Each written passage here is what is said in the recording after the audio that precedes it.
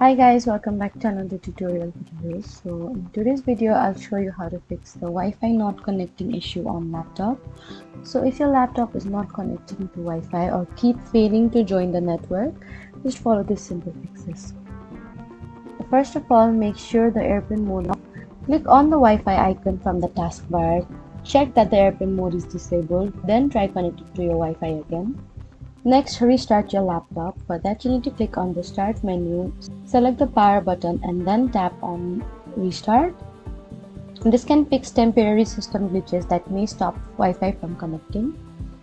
After that, forget and reconnect to the Wi-Fi network. For that, you need to click on the Wi-Fi icon from the taskbar. Select the arrow next to Wi-Fi. Find your Wi-Fi network, right-click on it, and then select Forget. Now choose the network again and enter the password and click Connect. If the issue still continues, run the Windows Network Troubleshooter. For that, you need to open Settings, go to System, scroll down and then select Troubleshoot.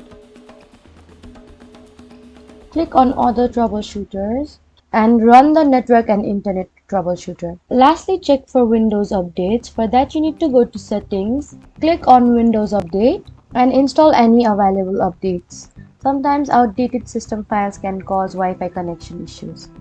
So those were some easy ways to fix Wi-Fi not connecting issue on laptop. Don't forget to like, comment and subscribe for more helpful tutorials. Thank you for watching.